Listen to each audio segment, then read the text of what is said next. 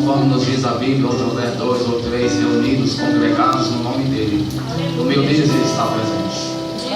Quero agradecer ao evangelista Milton por essa porta que nos abriu, o canal de Deus para que estivéssemos aqui, ao presbítero Van, pela confiança que Deus possa nos fortalecer nesse projeto, nessa obra.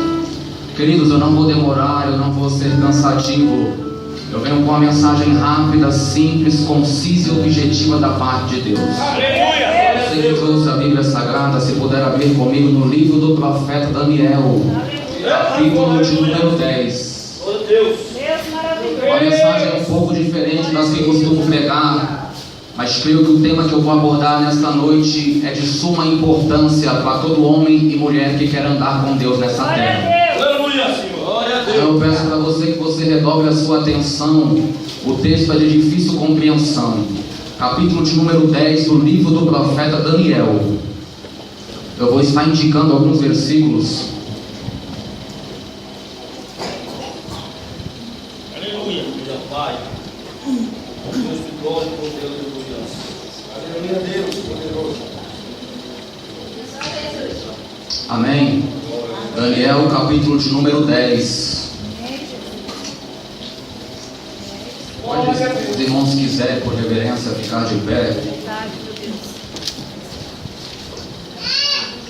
Versículo 1, assim diz a Bíblia: no ano terceiro, o Ciro, rei da Pérsia, foi revelada uma palavra a Daniel, cujo nome se chama Beltesazar.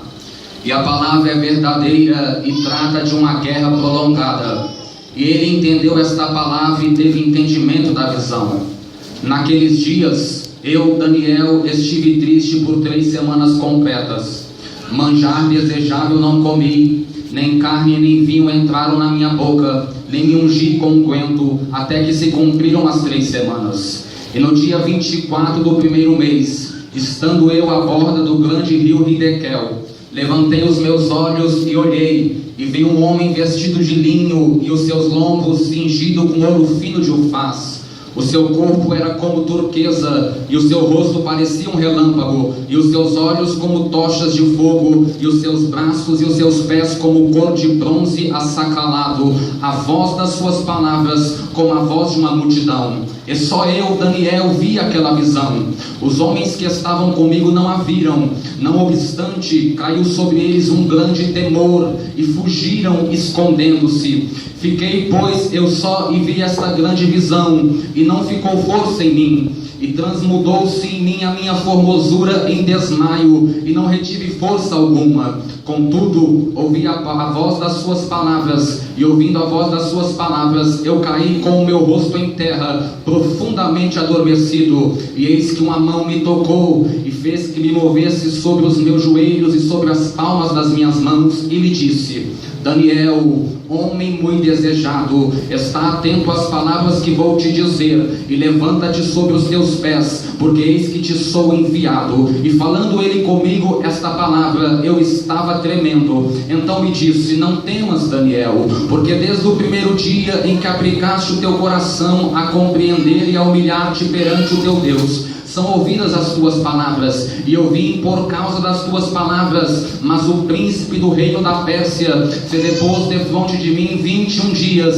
e eis que Miguel, um dos primeiros príncipes, veio para ajudar-me, e eu fiquei ali com os reis da Pérsia. Agora vim para fazer-te entender o que há de acontecer ao teu povo nos derradeiros dias, porque a visão ainda é para muitos dias. E falando ele comigo essas palavras, abaixei o meu rosto e emudeci. Capítulo 11, somente mais 2 versículos. O versículo 3 e o versículo 4 diz assim: depois se levantará um rei valente, que reinará com grande domínio e fará o que lhe aprouver. Mas estando ele em pé, o seu reino será quebrado e será repartido para os 4 ventos do céu, mas não para a sua posteridade, nem tampouco segundo o poder com que reinou, porque o seu reino será arrancado e passará a outros. Amém? Podemos assentar. Queridos, são meados do ano 62 depois de Cristo. Paulo, o apóstolo de Jesus Cristo, se encontra preso na sua primeira prisão na cidade de Roma.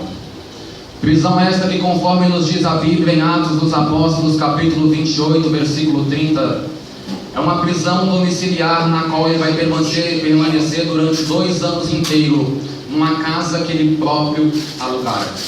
Convém ressaltar que Paulo estava preso, não porque ele era um malfeitor, não porque ele era um homicida, não porque ele era um homem que prejudicava ou causava males na sociedade, mas Paulo, ele estava preso por causa do testemunho de Jesus Cristo.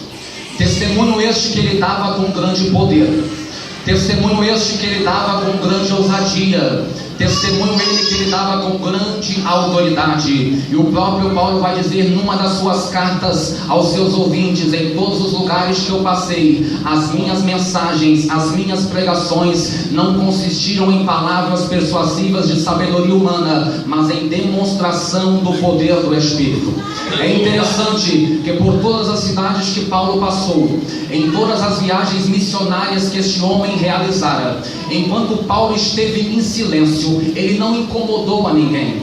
Enquanto Paulo esteve oculto, enquanto Paulo se manteve calado, em todas as viagens que ele empreendeu, em toda a cidade que ele entrou, ninguém se opôs a ele. Entretanto, a partir do momento que Paulo abre a sua boca e começa a anunciar as verdades do Eterno, não poucos, mas muitos são os que se levantam contra ele e contra o seu ministério. Aqui já tem uma revelação interessante da parte de Deus. E qual é essa revelação? Em todos os lugares que você passar, enquanto você estiver calado, você não incomoda ninguém. De boca fechada, você não incomoda ninguém. Na sua faculdade, no seu trabalho, no seu curso, enquanto você se manter em silêncio, ninguém vai se opor a você. Entretanto, a partir do momento em que você se levanta, anuncia as verdades, se prepare. Não poucos, mas muitos são os que vão se levantar contra você. Na vida de Paulo não foi diferente. Aonde ele passou enquanto esteve calado, ninguém se incomodou com Paulo. Entretanto, quando ele abriu a boca, muitos se levantaram contra ele e contra a mensagem que ele pregava.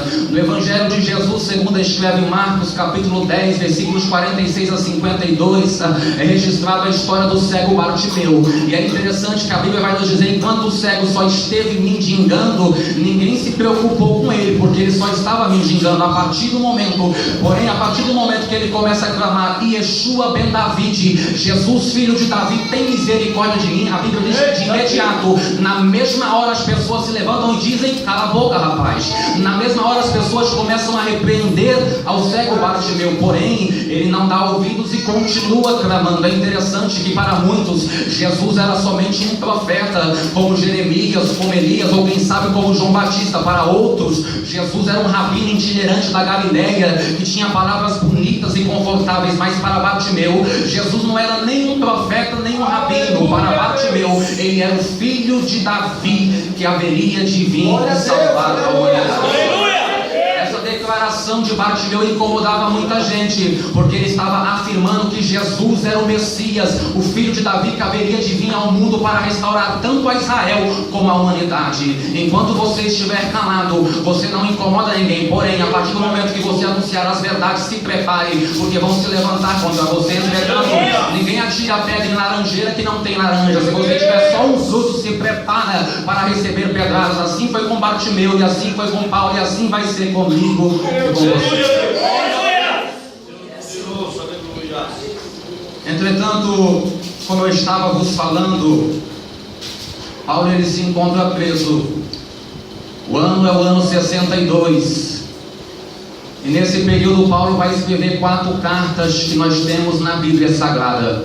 3 delas são endereçadas à igreja e uma delas é endereçada ao indivíduo. A carta que é endereçada ao indivíduo é a carta a Filemon, que você tem aí na sua Bíblia apenas um capítulo. Se você procurar, você vai achar essa carta. As outras 3 cartas que Paulo vai escrever na sua primeira prisão na cidade de Roma é a carta à igreja de Colossos, à igreja de Filipos e à igreja de Éfeso, mais conhecido como Colossenses, Filipenses e Efésios. E o que me chama a atenção e eu quero destacar nesta noite é a carta aos Efésios. No último capítulo, a partir do versículo 10, o conhecido versículo 10, Paulo, após uma série de revelações, de ensinos e exortações, ele vai dizer o seguinte: no demais, irmãos meus, fortalecei-vos no Senhor e na força do seu poder, porque não temos que lutar contra a carne nem contra sangue, mas sim contra principados e potestades, hostes da maldade, dominadores deste século, nas regiões celestiais. É interessante que Paulo, ele tinha tudo para colocar a culpa das suas cicatrizes, a culpa das suas marcas nos homens. Paulo tinha tudo para atribuir a responsabilidade do seu sofrimento para as instituições políticas como o regime de Roma, ou para as instituições religiosas como o judaísmo. Porém, Paulo vai dizer que ele não lutava contra homens, ele não lutava contra pessoas visíveis e palpáveis. A sua luta era uma luta mais intensa, a sua luta era uma luta mais agônica, a sua luta era uma luta muito mais profunda. E era contra quem que ele vai dizer? Ele lutava contra principados e potestades nas regiões celestiais. Você pode estar se perguntando: esse irmão é estranho, ele lê uma coisa e começa a falar de outra. Não, o cenário está sendo preparado. Eu vou falar do capítulo de número 10 do livro do profeta Daniel. Hoje eu quero falar com vocês a respeito de um tema muito pertinente, e já que é início de uma obra, é início de uma congregação, nós temos que ter plena consciência deste assunto. E o assunto que eu quero tratar com vocês hoje é a respeito da guerra invisível, a guerra espiritual. Paulo, ele tinha tudo para atribuir as responsabilidades dos seus sofrimentos para os homens, mas ele sabia que ele não lutava contra homens, e sim contra principados e potestades. E eu quero falar de maneira resumida algumas características desta guerra, antes de entrarmos no capítulo de número 10 do livro do profeta Daniel. A primeira característica desta guerra, que a faz diferente das demais, como o nome já diz, é que essa guerra é uma guerra invisível. E por ser uma guerra invisível, muitos não acreditam que ela existe. Por ser uma guerra invisível, muitos a ignoram. Por ser uma guerra que não dá para se contemplar com os olhos da carne, outros chegam ao ponto até de debochar da sua existência. Mas quem foi que contou essa mentira para mim e para você, que algo simplesmente pelo fato de não poder ser visto significa que não exista? Isso é mentira. Existem coisas que você não vê, mas ela existe. O Senhor Jeová, quando criou esta terra, ele vai usar 4 elementos em comum que são bem destacados, que todos nós conhecemos. Quando Jeová criou este globo terrestre chamado terra, na qual nós habitamos, ele vai usar a água. A água é um elemento visível, você consegue ver ela nos mares, nos oceanos, nos lençóis freáticos. Ele vai usar 3 elementos que são visíveis: água, terra e fogo. A água você vê nos oceanos, nos mares, nos lençóis freáticos que estão no subterrâneo do solo. O segundo elemento que Jeová usa para criar essa terra é o pó, é a terra, é o solo que está presente por onde você andar. O terceiro elemento visível que Deus usa para criar a terra é o fogo. Algumas linhas de pensamento da ciência diz que no interior da terra é revolvido de fogo, e os vulcões, apesar de não ser fogo, demonstra a temperatura grandiosa que é no solo dessa terra. 3 elementos são visíveis, porém Jeová vai usar um outro elemento, e esse elemento ele não é visível, não dá para se apalpar com as mãos, você não consegue contemplar com os olhos. E talvez Deus tenha usado esse elemento para criar a terra, para justamente mostrar para as pessoas que aquilo que não se vê não significa que não existe. E que elemento é esse? O vento, o ar. Você não consegue ver o vento, você não consegue se tocar no vento, você só consegue sentir o vento, você não consegue apalpar o vento. Esta guerra invisível, travada no mundo espiritual, é semelhante ao vento. Você não vê, mas se você, conforme for a sua espiritualidade, você consegue senti-la. A primeira característica desta guerra é que ela é uma guerra invisível, semelhante ao vento.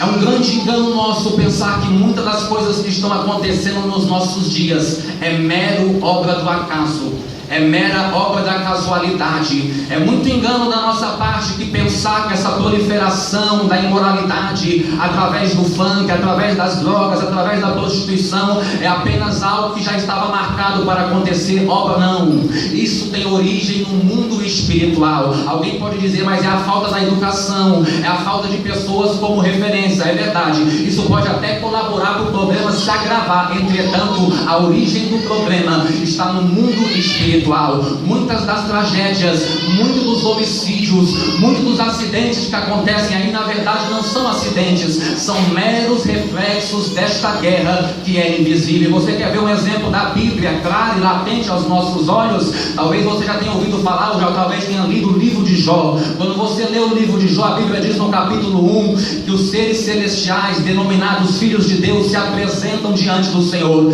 mas dentre eles estava Satanás. A Bíblia vai dizer no capítulo 1 que Deus inicia um diálogo com Jó e vai lhe dizer: você viste o meu servo Jó? Ninguém na terra há como ele, homem reto, sincero, íntegro e que se desvia do mal. Qual é a resposta de Satanás para Deus? Porventura serve Jó a Deus debalde? O Senhor o cercaste de bens, o Senhor o rodeaste de bens, o Senhor abençoou a obra das suas mãos, é por isso que ele te serve. Agora, toca no que ele tem para ver se ele vai continuar te servindo. A Bíblia diz então que Deus fala a Satanás: ó, você pode tocar em tudo, menos no físico, menos no corpo, menos na pessoa de Jó, mas naquilo que ele tem você pode tocar. E a Bíblia diz então que de imediato Satanás começa a agir. No capítulo 2, versículo 7, a Bíblia vai dizer que vindo uma caravana de sabeus, que era um povo totalmente diferente daquela época, eles atacam os camelos e os bois de Jó e matam os servos de Jó. Apenas um sobra para trazer a notícia. Não obstante, a Bíblia diz que agora os caldeus, 3 bandos de caldeus, que é outra linhagem totalmente diferente dos sabeus, uma linhagem totalmente diferente em culturas, em tradições, atacam os jumentos de Jó, matam os seus servos. Apenas um resta para dar a notícia, mas não obstante, Satanás não estava satisfeito. A Bíblia vai dizer que ele altera a meteorologia. Estando os 10 filhos de Jó juntos na casa do mais velho, a Bíblia diz que um vento oriental da além do deserto vem e derruba a casa, matando os 10 filhos de Jó. Perceba que Satanás ele promoveu 2 espíritos em 2 grupos de pessoas diferentes. Nos sabeus e nos caldeus, ele promoveu o espírito do banditismo e do homicídio, porque eram 2 pessoas ou 2 linhagens, 2 famílias totalmente diferentes uma das outras, diferente de cultura, diferente de livros que observavam. E a Bíblia diz que essas 2 linhagens, uma atacou os bois e os jumentos e o outro atacou os camelos. E não somente isso, mas matou os servos de Jó. Não o suficiente, ele vai e altera a natureza, fazendo que venha um vento que bate na casa do irmão mais velho, e os 10 filhos de Jó morrem no mesmo dia. Na vida de Jó, Satanás vai usar o seu tríplice ministério registrado em João 10, versículo 10, quando Jesus diz que o ladrão não vem senão a roubar, matar e destruir. Na vida de Jó, Satanás roubou seus bens, matou seus filhos e destruiu a sua saúde. Tira por aí. Essa guerra é uma guerra invisível. A primeira característica peculiar dela é que ela não se pode ver com os olhos, mas saiba de uma coisa, que muitas das coisas que estão acontecendo nos nossos dias são apenas mero reflexo desta guerra.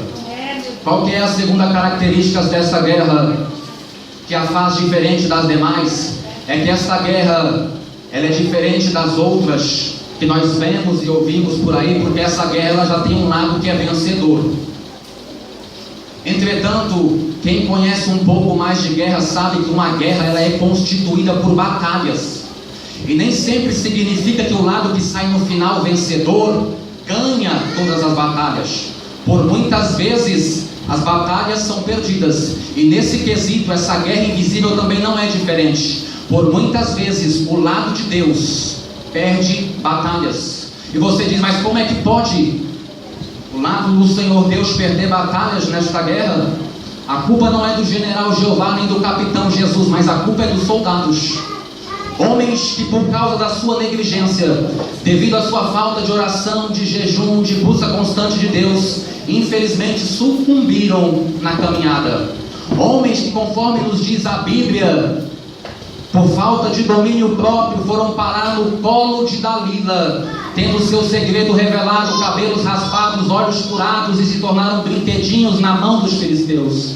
Homens que, por falta de vigilância, pois a Bíblia diz em 2 Samuel capítulo 11 que era o tempo dos reis saírem para a guerra, foram parar na cama de adultério com a Batseba, e posteriormente engravidando ela e matando seu marido. Homens que por falta de vigilância também tinham sabedoria que ninguém teve antes nem teria depois, como no caso de Salomão. No final da sua vida deixaram de adorar a Jeová e começaram a adorar as divindades estranhas. E você pensa que isso era a vontade de Deus? Você pensa que Salomão era a vontade de Deus que Salomão viesse cair? Você acha que era a vontade de Deus que Davi caísse em adultério? Você acha que era a vontade de Deus que Sansão fosse parar nos colos de Dalila? Não era a vontade de Deus, mas por falha dos soldados essas batalhas foram perdidas e o prejuízo foi grande. Por isso Deus nos diz hoje, essa guerra é uma guerra invisível, e essa guerra ela se faz necessário ter total vigilância, porque senão as batalhas que nós travamos podem ser perdidas. Cada dia que você passa nessa terra é uma batalha que você vence. No final a guerra já tem um lado vencedor, e nós sabemos quem é, segundo nos diz a Bíblia. Entretanto, ela é constituída de batalhas, e enquanto eu e você estivermos neste corpo, nessa carcaça, nessa terra, nós precisamos andar em constante vigilância. A terceira característica própria, peculiar desta guerra, que a faz diferente das demais, é que ela é uma guerra incessante. Ela é uma guerra sem tréguas. Não existe a mínima probabilidade de haver um tratado de paz entre os dois lados. Um lado não aceita o outro, e sendo assim, essa guerra é uma guerra que não tem tratado de paz. Alguns que são experientes neste assunto dizem que essa guerra acontece de manhã, à tarde, à noite e principalmente pelas madrugadas. Não existe a mínima probabilidade de haver descanso nessa guerra. Por isso, se o ambiente parece que está calmo, se tudo está andando bem na sua vida, é aí mesmo que você tem que redobrar a atenção. Porque esta guerra, enquanto Jesus não vier, ela continuará sendo travada. Por mais que você se sinta firme e fortalecido no dia de hoje, saiba e lembre-se que quando Adão caiu, ele estava no paraíso, no Éden, no perfeito Éden de Deus, e na variação do dia, o próprio Deus falava com Adão, mas mesmo assim Adão caiu. Por mais que as suas experiências religiosas ampliadas, por mais que os mistérios que Deus já te revelou nessa terra sejam grandes e te façam se sentir confiante, lembre-se que quando Satanás caiu, conforme diz Ezequiel 28, ele estava no monte afloriado, no meio das pedras ele andava e contemplava a santidade de Deus, e mesmo em tamanha proporção de glória, de espiritualidade, mesmo assim Lúcifer veio a cair. Eu quero te dizer nesta noite, por mais que você esteja bem, por mais que você esteja firme, a mensagem de Mateus 26:41 tem que permear a sua mente todos os dias. E o que está escrito em Mateus 26:41? Vigiai e orai, porque o Espírito está pronto, mas a carne é fraca. A guerra é incessante. A todo instante essa batalha está sendo travada. Por isso, sempre esteja alerta, porque depois que você cai, para se levantar é muito mais difícil. A quarta característica peculiar desta guerra, que a faz diferente das demais, é que esta guerra, ela não é guerreada com os padrões mundanos. Ela não é guerreada com aquilo que os seres humanos superestimam e valorizam. Neste mundo, o que eu sou por fora tem o poder de impressionar as pessoas. Nesta terra, o que eu sou nessa carcaça tem o poder de trazer admiração nos homens. Entretanto, nesta guerra invisível, nada do que eu sou por fora tem poder algum. Nada do que eu sou no meu estereótipo tem efetividade. Satanás não teme terno, Satanás não teme gravata, Satanás não teme diploma de teologia grudado na parede do meu quarto, ele não teme anel de formatura. Nada do que eu sou por fora tem influência nesta guerra. Somente aquilo que habita dentro de mim é que ele vai ser. Eu quero lhe dizer, talvez você não tenha aquilo que o mundo diz que você tem que ter: o cabelo liso, a pele fina, o corpo magro. E daí? Diante dos céus e do inferno isso não vale de nada. Nada do que eu sou por fora tem influência nesta guerra. Somente aquilo que habita dentro de mim, somente aqueles que são cheios do Espírito de Deus podem fazer efetividade, podem ser efetivos nessa guerra. Nada do que eu sou por fora tem efetividade. Somente aquilo que possui dentro de mim é que me dá poder de ser um soldado efetivo neste combate.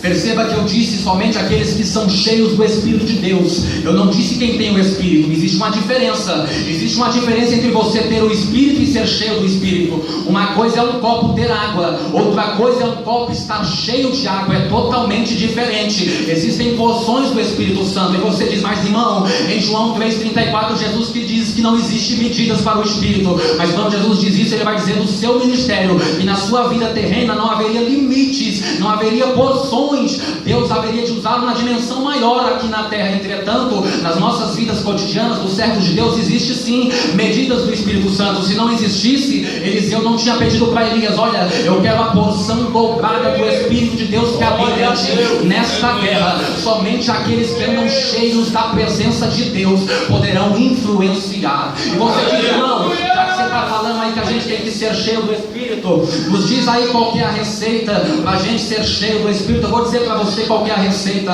Anota aí na